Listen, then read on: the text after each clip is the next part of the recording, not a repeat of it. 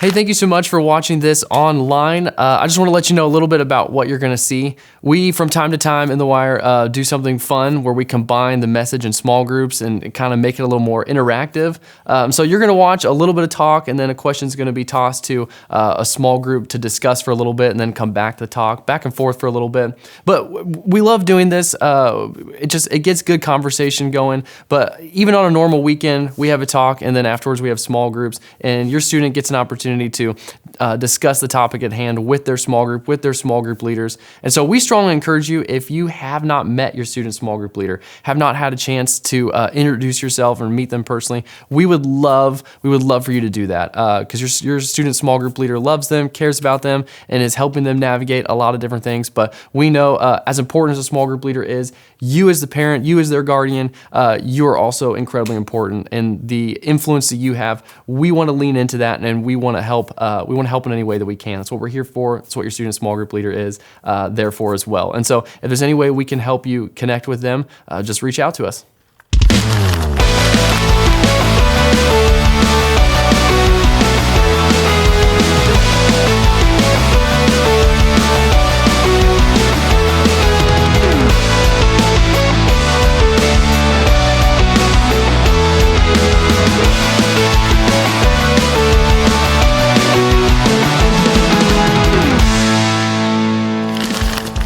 Hey everyone, thank you so much for joining us today, and this is our week 4 of our series, Red Flags, Respect, and Relationships. And if you've been with us throughout this series, thank you so much for hanging in there with us.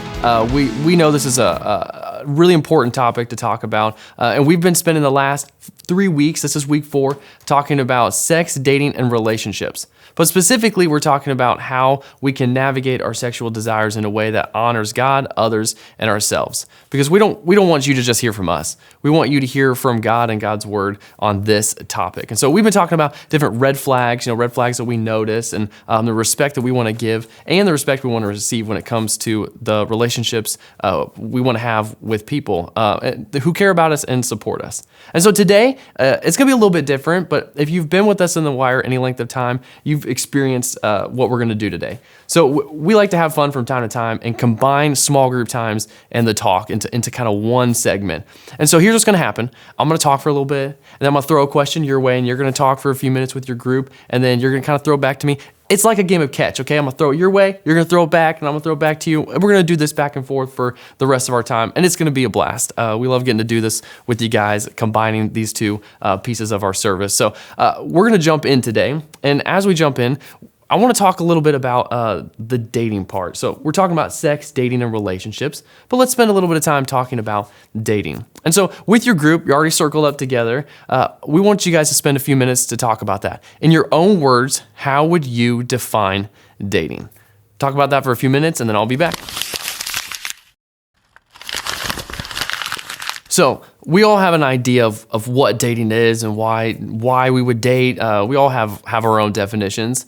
But I want to share with you a story real quick. When I was in 6th grade, I had my first relationship, okay? There was this girl I had a crush on, and I was really excited because we had a field trip day with my school. So my school shipped us all off to Wichita, and we got to go watch, I think it was the Wichita Wingnuts at the time. I don't know why, but we got to go to Wichita and watch a baseball game. Maybe because we had good grades or something. I can't remember why we did that, but I was excited.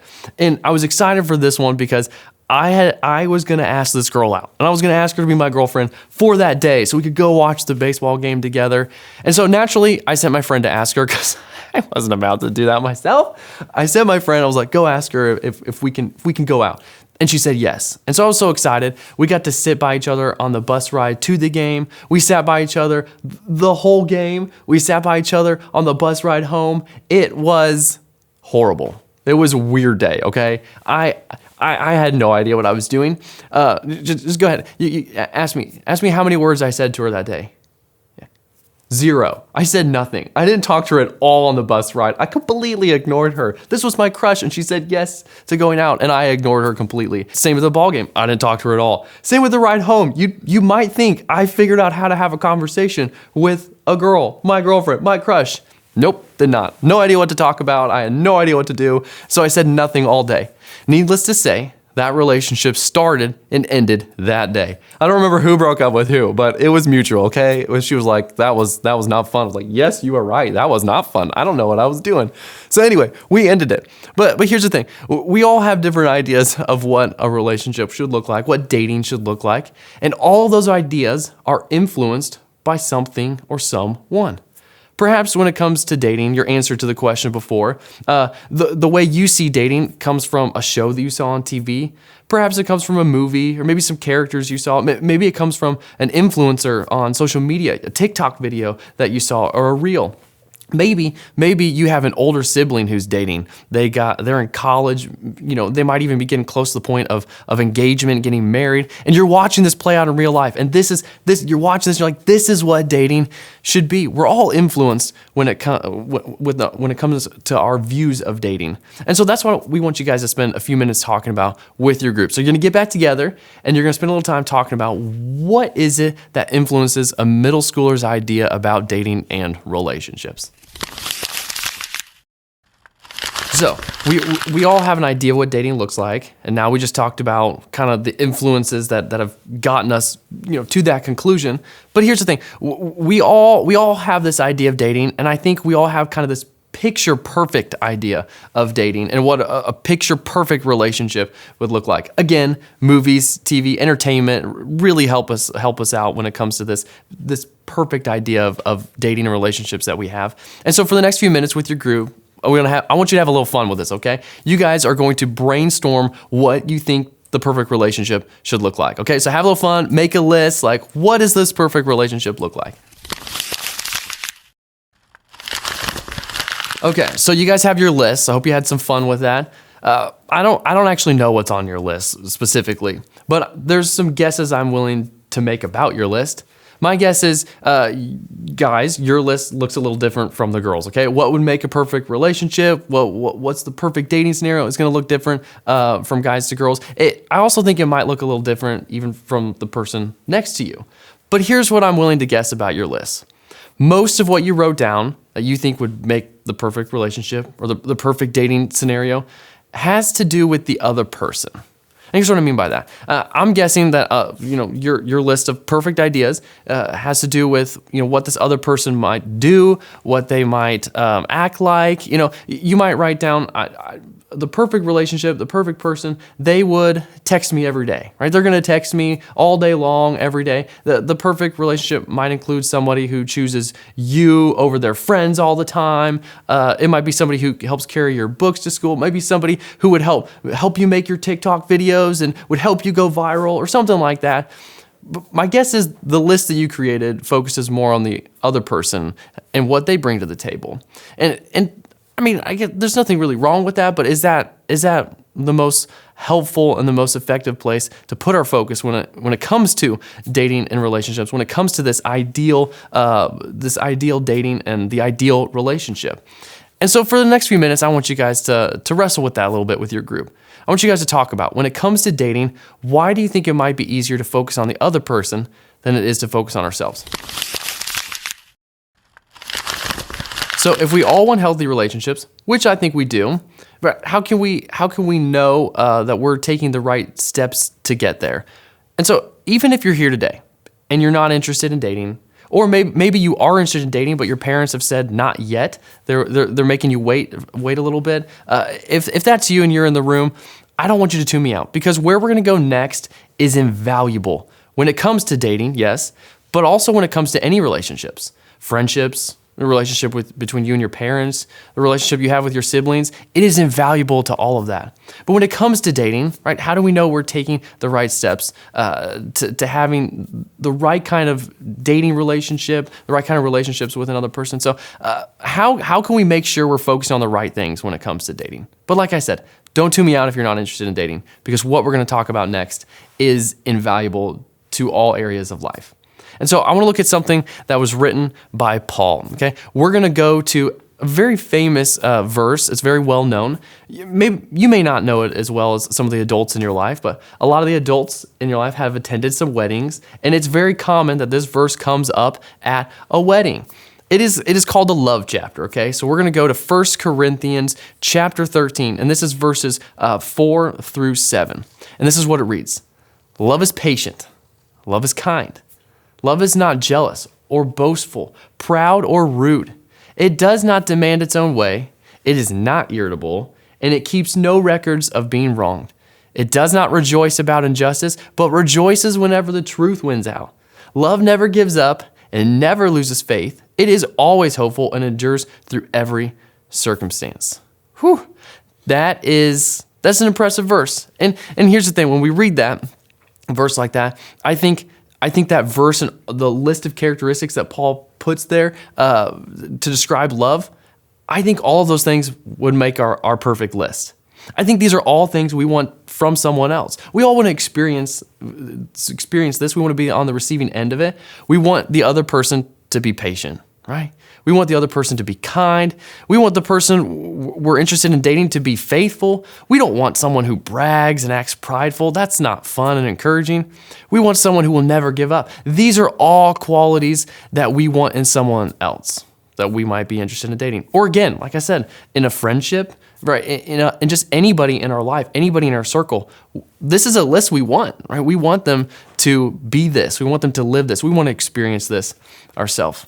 And here's the thing. There's nothing wrong with that. All right, God wants us to look for these type of characteristics in the relationships we have. Again, friendships or dating relationships, but we shouldn't leave it there. Because it's really easy for us when it comes to dating or any other relationships to put the other person under a microscope. And we're going to look at this person and we're going to look to see if they have these qualities, if they have these attributes, and we put them under a microscope. But the problem is we don't often put ourselves under the microscope.